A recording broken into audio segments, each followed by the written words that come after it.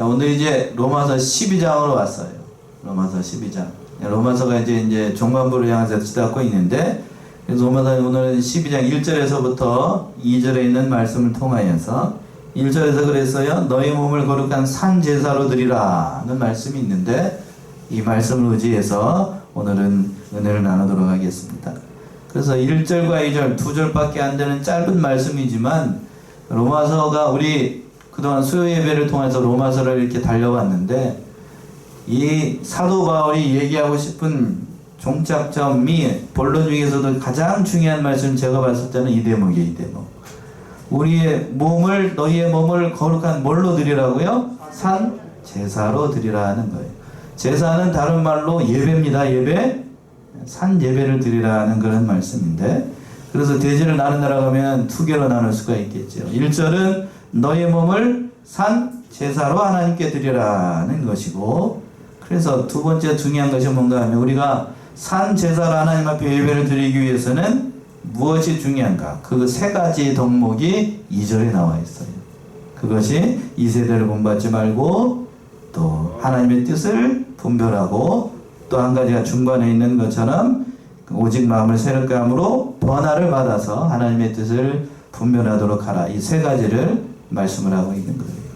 말씀의 내용은 참 간단하지만, 그러나 사도 바울이 지금까지 이 얘기를 하고 싶어서 지금 로마서를 썼다고 해도 과언이 아닐 정도입니다. 첫 번째 대주로 와가지고 너희 몸을 산 제사라는 게 드리라 라고 되어 있는데, 1절 한번 읽어보시겠어요? 1절이요. 그러므로 형제들아, 내가 하나님의 모든 자비하심으로 너희를 권하노니 너희 몸을 하나님이 기뻐하시는 거룩한 산제사로 드리라. 이는 너희의 드릴 영적 예배니라. 예, 그러므로 라고 시작을 하고 있어요. 그러므로. 그러니까 사도 바울이 지금 이 얘기를 하고 싶어서 그동안에 많은 얘기를 했다고 해도 과언이 아니라고 하는 겁니다. 아니라는 거예요. 참. 그러니까 이 본장은, 그러니까 이신칭의의 은혜를 받은 성도들이 마땅히 우리의 삶 가운데에서 어떻게 살아야 될 것인가, 그 얘기를 지금 하고 있는 거예요. 그 얘기를 하고 있는 거예요. 믿었으면 우리가 이 세상에서 살아갈 동안에 어떻게 살아야 될 것인가, 그 얘기를 지금 사도 바울이 얘기하고 싶은 거예요. 앞에서 그랬습니다. 하나님께서 우리를 긍휼의 그릇으로 택해주시고 불러주시고 하나님의 의를 입혀주셔서 그리스도와 연합하여서 중생한 사람 거듭나게 하셔가지고 하나님의 새 생명을 받은 양자의 영을 부어주셔가지고 하나님의 사람들이 됐어요. 그렇다면 그 하나님의 사람으로 된 우리가 어떻게 살아야 될 것인가, 그 얘기를 하는 거예요. 그 얘기. 그러니까 참으로 중요한 말씀이겠죠. 그래서 그 얘기를 하기 전에 사도 바울이 이렇게 얘기하고 있습니다. 형제들아, 내가 하나님의 모든 자비하심으로 너희를 권하노니. 그러니까 하나님의 자비하심, 하나님의 사랑, 하나님의 은혜로 너희를 권한다. 사도 바울이 이렇게 얘기를 하는 거예요. 그러니까 교회나 개인이나 어떤 권면하는 일을 할 때에는 참 중요하죠. 권면하는 건 참 중요해요. 바로 세우는 일이 권면이기 때문에. 그렇죠? 근데 요즘 성도들한테 목사가 권면하는 일 쉬울까요? 어려울까요? 어렵습니다. 책망하는 것도 어려운데 권면하는 것도 어려워요. 참 이게 참 안타까운 그런 시대를 만났는데, 사도 바울과 같이 이렇게 사심이 없이 얘기를 함에도 불구하고 곱깝게 보는 사람들이 많아요. 그러니까 누구를 이제 특별히 이제 저도 그렇지만 목사님들이 특별히 기도해가지고 어떤 일을 이렇게 권면을 할 때 어떤 일을 했으면 좋겠습니다 라고 얘기를 할 때에는 기도를 해보고 했겠어요? 그냥 입술에 말로가 있겠어요? 많이 기도해보고 또 여러 차례 생각을 해보고 했겠지요? 그런데 그걸 이상하게 생각하는 사람들이 많더라고요. 그 얘기를 하려고 하는 것이 아니고, 지금 사도 바울이 지금 어떤 특권의식을 가지고 우월감을 가지고 사도라는 그러한 직분을 가지고 얘기를 하는 것이 아니라, 무슨 은혜로 얘기를 하고 있다라고 하냐면 하나님의 모든 자비하심으로 이 말을 한다는 거예요. 그러니까 하나님의 은혜로, 하나님의 긍휼로 내가 너에게 이런 것을 권면하고 있다는 겁니다. 참으로 중요합니다. 권면할 때 이런 자세가 참 중요한 것 같아요. 특별히 우리 계통에서 배우신 분들은 말씀들을 잘 배웠기 때문에 말씀을 성경을 아는 바가 많아요. 근데 아는 바가 많은 게 중요한 게 아니고 권면하는 일, 다른 사람들을 세워나가는 일에 있어서도 참 중요해요. 그 역할을 참 잘해야 됩니다. 그러니까 제가 생각해보고 제가 하는 건 그런 생각이 들어요. 우리 교단이나 우리 계통에서 배우신 분들 특징을 보게 되면 마치 저희 아버지 세대 같아요. 아버지 세대. 저희 아버지 세대. 저희 아버지 세대에는 속사랑은 있어도 겉으로 사랑한다는 말을 잘 표현을 하나요? 잘 못하시나요? 잘 못해요? 잘 못합니다. 사랑한다, 남자가 자식들이나 또 아내한테 사랑한다는 말을 하면은 가벼워진다라고 생각을 하는 거예요. 가벼워진다. 그러면서 그런 얘기를 하는 건 기가 쉬운데 제가 그 얘기를 하자는 것이 아니고 지금 사도 바울이 그러한 심정으로 사랑하는 마음으로 로마에 있는 성도들 그리고 저와 여러분들에게 권하고 있는 거예요. 그 권하고 있는 내용이 뭐냐면 오늘 말씀의 제목이죠. 너희 몸을 하나님이 기뻐하시는 거룩한 산 제사로 드리라 라고 되어 있어요. 조목조목 한번 보자고요. 너희 몸을 하나님께 드리라고 그랬습니다. 여기서 몸은 하나님 몸, 우리 몸을 얘기를 하는 거예요. 육신 전적인 의미는. 그러니까 하나님, 우리의 몸, 하나님을 섬기고 있는 이 몸으로 제사를 드리는데 그 몸으로 하나님께 영광을 돌려야 된다는 거예요. 여기 1차적인 의미는 우리 육신의 몸을 가리키는 거고 또 몸만 가리키시는 것이 아니라 그 성령께서 거듭나게 하신 우리 몸과 마음과 영혼, 우리의 전 인격이 다 하나님 앞에 산 제사로 드려야 된다는 사실이 중요한 거예요. 데살로니가전서 5장 23절이죠. 한번 봅시다. 데살로니가전서 5장 23절.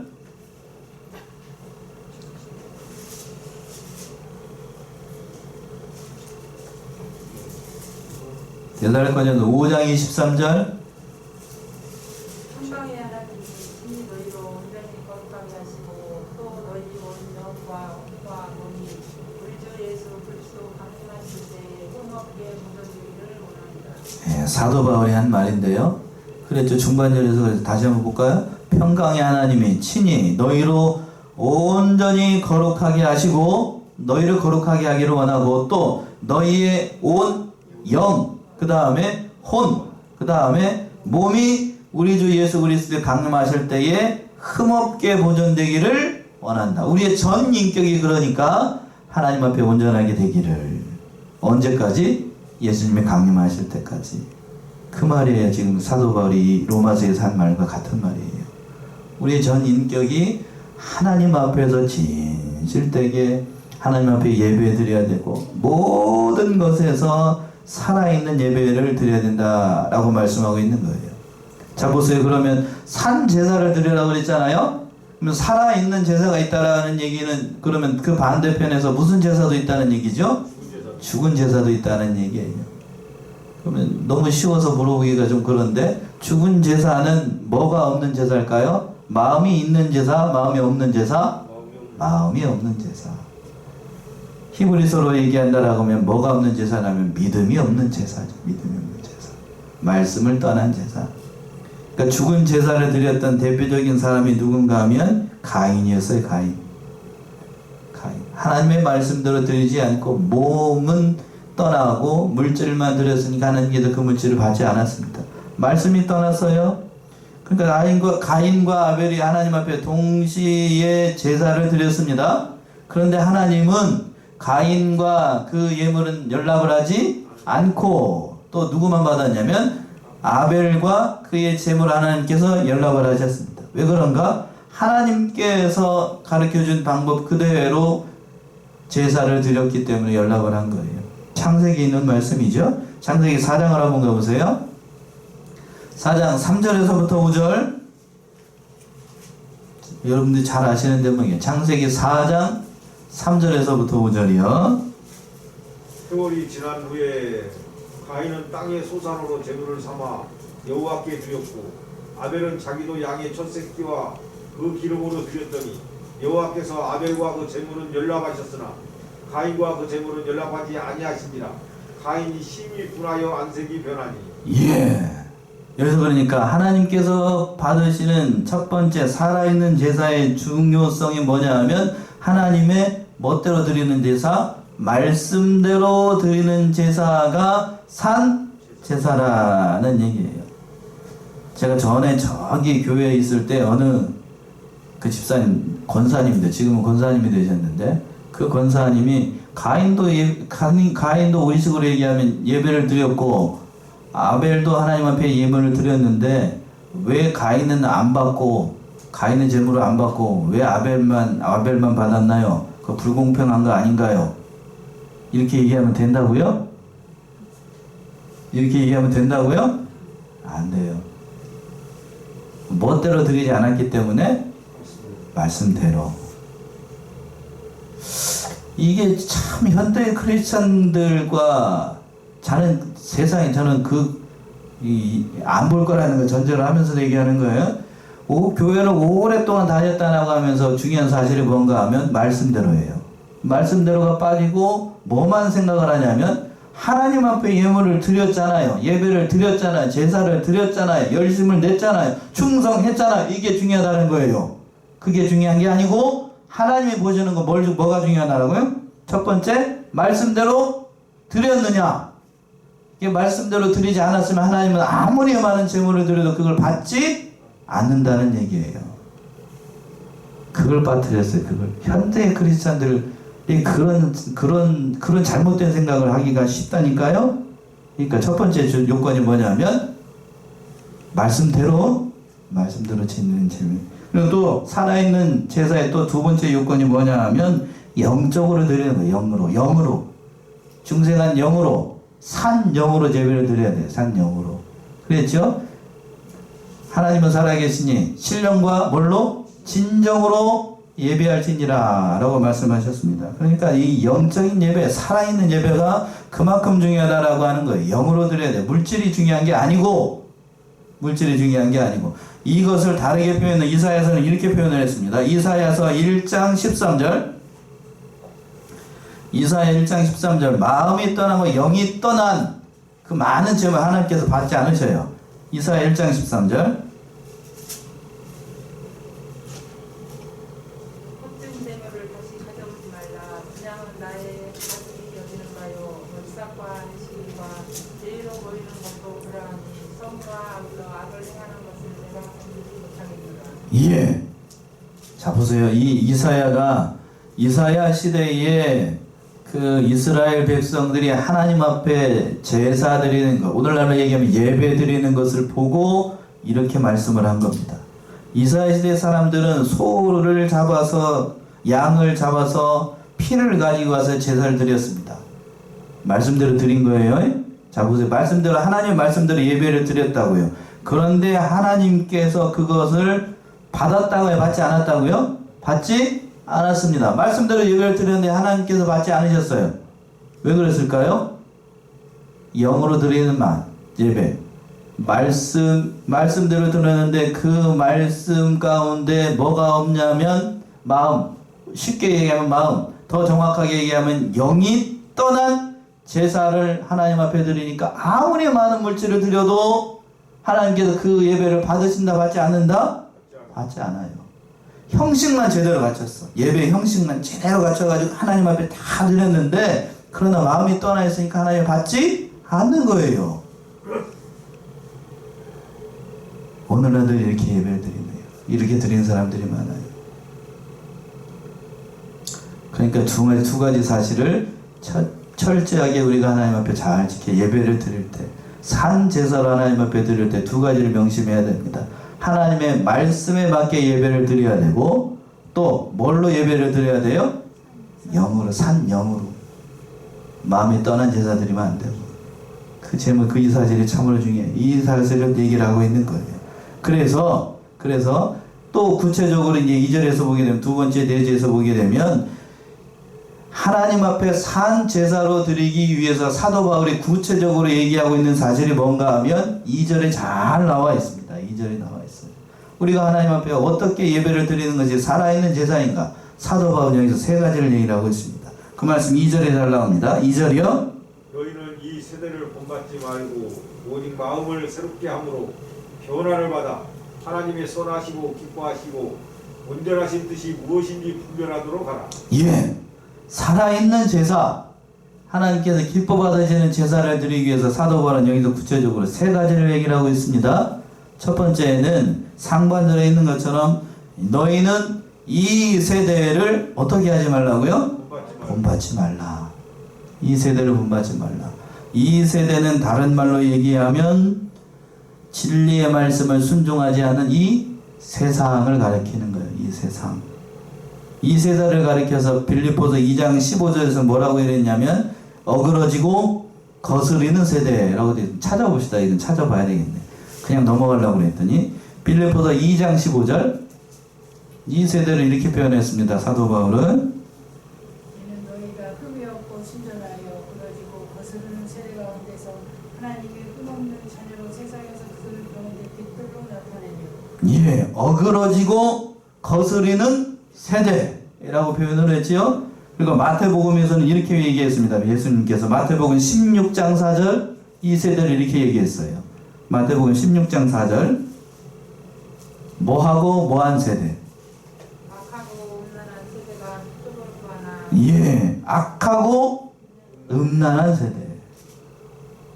예수님께서 그렇게 얘기한 거고 사도행전 2장 40절에서는 뭐라고 얘기했냐면 누가가 뭐라고 얘기했을까요? 사도행전 2장 40절 무슨 세대라고 했어? 패역한 세대라고 하는 것 같은데 또 여러 말로 확증하며 권하여 가로되 너희가 이 패역한 세대에서 구원을 받으라. 예, 이 패역한 세대에서 구원을 받으라. 그러니까 우리가 살고 있는 이 세대가 이렇다고 하는 거예요. 이 세상이 빌립보서에 있는 것처럼 어그러지고 거스르는 세대이고 악하고 음란한 세대이고 그리고 패역한 세대예요. 그러니까 요한일서 2장 16 요건 내가 말씀드릴게요. 2장 16절에서 뭐라고 그랬냐면 그러니까 이 세상에 있는 모든 것이 다 육신의 정욕, 안목의 정욕, 이생의 자랑이라는 거예요. 그러니까 이 세상을 사랑하라고요? 사랑하지 말라고요. 그러니까 이 세대를 본받지 말라는 얘기는 다른 말로 세상을 사랑하지 말라는 얘기예요. 이 세상을 사랑하지 말라. 이 세상이 이런 세상이니까 그 세상 바라보고 세상의 마음을 뺏기면 하나님께서 그 예배를 기쁘게 받지 않아요. 참 수요 예배가 어떤 의미에서는 참 좋은 시간이에요. 그렇죠? 왜 좋은 시간일까요? 주일날에는 6일 동안 지난 6일 동안의 삶을 돌아보면서 하니까 그 물론 그때도 중요하지만 3일 예배를 드리려고 하면 저녁 늦은 시간에 이 자리에 앉아서 예배 드리려고 하면 참 마음이 바빠요. 저도 예배를 드려봐서 압니다. 젊은 시절에 공부하다가 특히 대학이나 직장 젊은 사람이 직장 다니다가 수요 예배를 참석하려고 그러면 아침부터 부지런해야 됩니다. 그죠? 아침부터 예배 드릴 생각 오늘 3일 예배가 있는데 어떻게 해야지 일찍 끝내야 되고 끝내야 되고 저녁을 끝난 다음에 먹어야 돼 아니면 마친 다음에 먹어야 돼 그런 생각까지 다 해야 돼요. 그래야 뭐를 할 수 있어요? 예배를 드릴 수가 있어요. 그러니까 3일 저녁 예배가 참으로 중요해요. 그러니까 이 세대를 본받지 않는 것 이런 구체적인 방법도 우리가 예배를 드릴 때 잘 생각을 해봐야 된다라고 하는 거예요. 이 세대, 이 세상 한번 보세요. 이 돌아가는 이 세상 코로나가 지금 1년 넘게 이렇게 창궐 하고 있는데 이 세상 바라보면 소망이 있어요? 없어요? 없죠. 이 코로나가 장기화되면서 여러 가지로 다 바뀌게 됐는데 전에도 잠시 말씀드렸던 것처럼 이 코로나 하나가 인간이 지금까지 쌓아온 모든 물질 문명을 한 방에 다 KO 시켜버렸습니다. 그렇죠? 눈에 보이지 않는 바이러스 그거 한 가지 때문에 그냥 우리는 예배 드릴 때마다 또 밖에 나갈 때마다 뭐 쓰기 바쁘고 마스크 쓰기 바쁘고 다 그렇게 살아야 돼요. 다 그렇게 살아야 돼요. 그 눈에 보이지 않는 그 바이러스 하나 때문에 온갖 것에 다 구속을 받고 그런 세상을 삽니다. 그러니까 이 세상 바라보면 살 길이 없어요. 살 길이 없어요. 그러니까 이미 알고 계셨는지 사도 바울이 이런 세상이라는 것을 알고 있었는지 첫 번째로 얘기하고 있기를 너희는 이 세상을 사랑하지 말라. 이 세대를 본받지 말라. 첫 번째로 얘기를 하고 있어요. 두 번째는 뭐라고 하냐? 중반절에 있는 것처럼 오직 마음을 새롭게 함으로 뭐를 받으라고요? 변화를 받으라. 변화를 받아야 돼요. 변화를 받아야 돼요. 마음이 새롭게 되고 변화를 받기 위해서는 중요한 것이 뭔가 하면 성령께서 우리를 인도하실 때에 이 성령께서 인도하시는 그 모든 것들에 우리가 순종할 수 있어야 됩니다. 여러분이 이 자리에 앉아 있는 건 내 의지로 온 것 같지만 결국에는 누가 우리를 인도하신 것이냐면 성령께서 우리를 인도하시는 거예요. 이것을 우리 교단에서 뭐라고 그랬냐면 중생한 영이 누구에게 순종해야 되냐면 성령에 순종해야 돼요. 로마서식으로 얘기를 하면 겉사람이 순종하는 것이 아니고 무슨 사람이 순종해야 돼요? 속사람이 순종해야 돼요. 속사람이. 데살로니가전서 5장으로 한번 가봅시다. 데살로니가전서 5장 19절에서 22절. 뭐를 소멸치 말라고 그랬어요? 데살로니가전서 5장 19절에서 22. 성령을 소멸치 말며 계속 읽으셔요. 예언을 멸시치 말고 범사에 헤아려 좋은 것을 취하고 악은 모든 모양이라도 버리라. 예. 뭐를 소멸치 말라고 그래서 첫 번째. 성령을 소멸치. 우리가 성령을 소멸할 수 있나요? 여기서 성령을 소멸한다는 것은 성령의 인도하심을 소멸치 말라는 얘기예요. 성령께서 우리의 중생 영 가운데 있습니다. 우리 마음 가운데 있다고요. 그래서 우리를 늘 선한 길로, 진리의 길로, 생명의 길로 우리를 인도하십니다. 세미한 음성을 우리를 인도하셔요. 그 인도하심에 성령이 인도하시는 것은 그 양심에 대고 호소합니다. 양심에 대고, 선한 양심에 대고. 그 선한 양심에 대고 호소할 때 그 성령의 인도를 소멸하면 어떻게 되는가? 우리는 악하게 돼. 그 얘기예요. 그 얘기. 저 그랬죠. 중반절에서. 오직 마음을 어떻게 함으로? 새롭게 함으로 변화를 받으라는 얘기예요. 성령께서 우리 가운데 인도하셔가지고 선한 길로 인도할 때에 그 모든 일들을 순종해 나가야 되만 이 세상을 본받지 않고 하나님께서 기뻐하시는 산 제사를 드릴 수 있다는 얘기예요. 두 번째가 그것이고 마지막으로 세 번째가 뭐라고 그랬냐면 하나님의 선하시고 기뻐하시고 온전하신 뜻이 무엇인지를 분별하도록 하라는 얘기예요. 이게 뭐냐면 영적인 분별력을 얘기를 하는 겁니다. 무엇이 선이고 뭐가 악인지를 분별할 수 있어야 되겠죠. 그러니까 선한 분별력, 영적인 분별력을 이렇게 얘기를 하는 거예요. 사도 바울이 그러니까 하나님 앞에 산제사를 드리는 사실이 얼마나 중요한지를 잘 얘기를 하고 있는 겁니다. 여기서 원어적인 의미로 분별하다는 얘기는 그거 이런 뜻이 있어요. 시험하여 갈라 놓는다라는 뜻입니다. 뭐요? 분별하다는 뜻이 뭐라고요? 시험해봐 이거지고 어떻게 갈라 놓는다는 거예요. 이것이 선인지 이것이 악인지 어떻게 보고 시험해보고 선이면 취하고 악이면 버려야 되는 거예요. 그게 분별이에요. 그게 분별. 그러니까 따라서 우리는 참된 진리를 순종하고 비진리는 시험해봐가지고 거기에 합당한 것이 아니라고 하면 버려야 됩니다. 그 데살로니가전서 5장 22절에 있는 것처럼 악은 모든 뭐라도 버리라고 그랬어요? 모양이라도 버리라고 그랬어요. 모양이라도.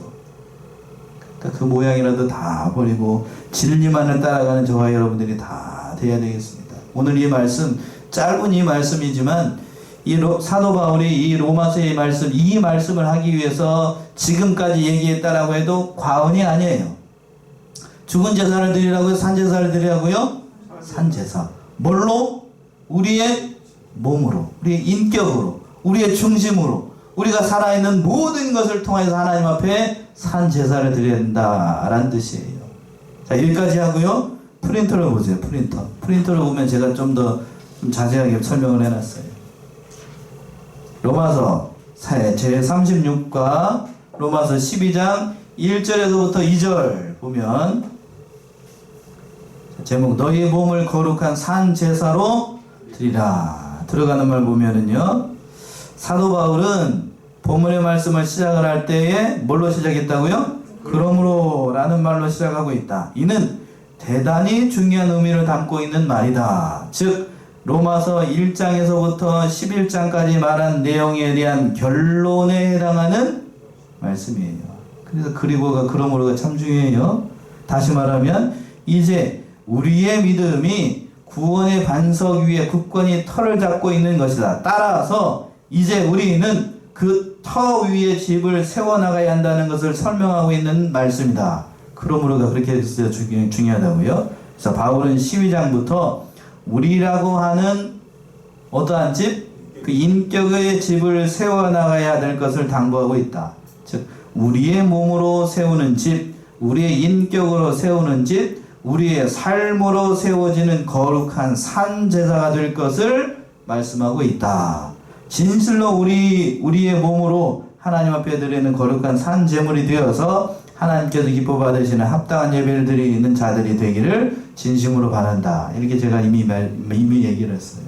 자, 1번 말씀 끝에 보면 1번 바울은 무엇을 하나님께서 기뻐하시는 거룩한 산제로서 드리라고 말하고 있는가?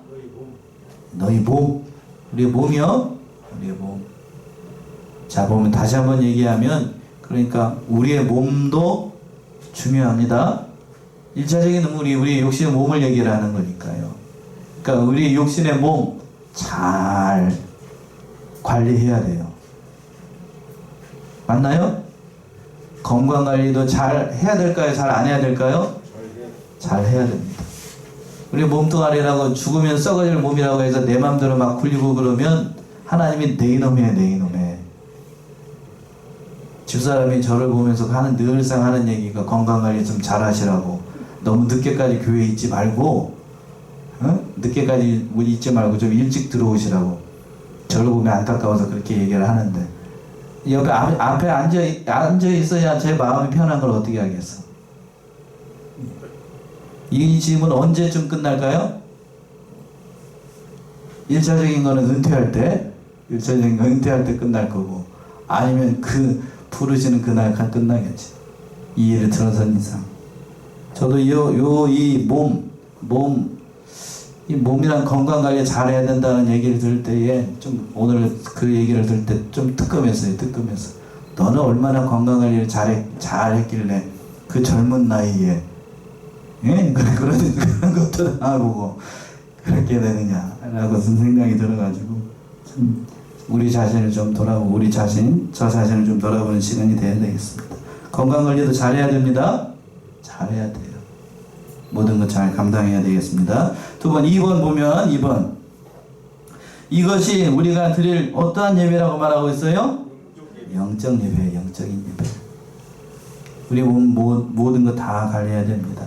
3번 보면 우리의 몸이라는 것은 우리의 전 인격을 의미한다. 즉 우리의 삶 전체가 하나님이 기뻐하시는 산제사가 된다는 것이다.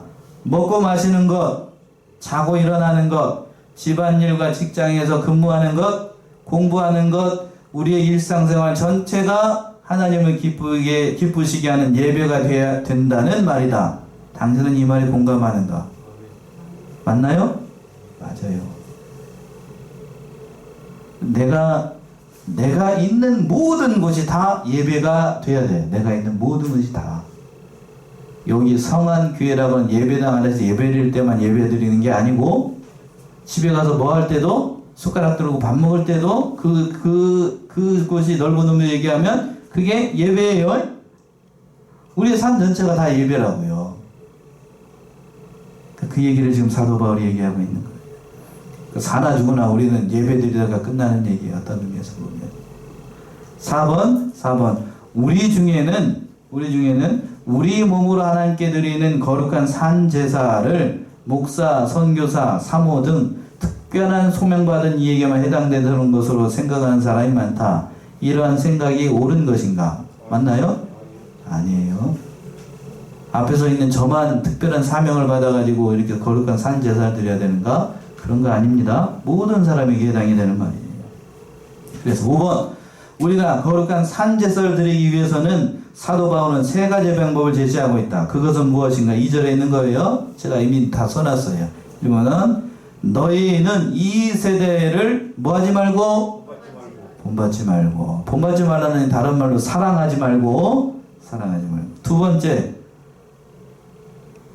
뭐를 새롭게 함으로 변화를 받아? 오직 마음을 새롭게 해야 돼. 오직 마음을 새롭게 해야 됩니다. 그리고 세 번째, 하나님의 선하시고 기뻐하시고 온전하신 뜻이 무엇인지를 뭐 어떻게 해야 돼요? 분별해야 됩니다. 어느 것이 선이고 어느 것이 악인지, 어느 것이 진리이고 어느 것이 비진리인지를 분별해야 돼요. 분별할 수 있는 능력이 우리에게 참으로 중요하다는 얘기입니다. 그래야 하나님 앞에 살아있는 제사를 드릴 수 있어요. 분별할 수 있는. 어떻게 분별합니까? 성경 말씀을 통하여서, 또 기도를 통하여서. 그렇게 이것도 안 되고 저것도 안 됩니다. 성경을 봐도 모르겠고 기도해도 잘 모르겠습니다 하면 누구한테 물어봐야 되죠? 목회자, 신앙의 선배, 그 사람들한테 물어보는 거예요. 그 사람들한테. 그래서 리더를 세운 거고, 그래서 목사를 세우고, 그래서 장로를 세우고, 그래서 권사를 세우고, 그래서 집사를 세운 거예요. 믿음이 연약한 자들을 어떻게 하기 위해서? 세우라고. 권세를 부리라고 세운 게 아니고, 그 얘기를 우리가 얘기하고 싶습니다. 자, 나가는 말하고 오늘 말씀 마치겠습니다. 하찮게 보이는 하루의 일과가 하나님을 섬기는 합당한 제물이 되는 것이다. 우리의 삶 전부가 향기로운 제사가 되어야 한다. 우리의 생각과 말과 행동과 인격의 제사를 드려야 한다. 진실로 우리 주 예수 그리스도 안에서 참으로 사랑하는 성한 교회 모두가 하나님 앞에 드리는 거룩한 산 제물이 되기를 간절히 소원한다. 맞나요? 우리 사랑하는 성원의 성도님들이 모두 다 하나님 앞에 진실한 산제사를 드려서 장차 예수님께서 오시는 그날에 잘했다 칭찬받고 모든 영광을 하나님께 올려드리는 귀한 성도들 다 되시기 바랍니다. 기도하겠습니다.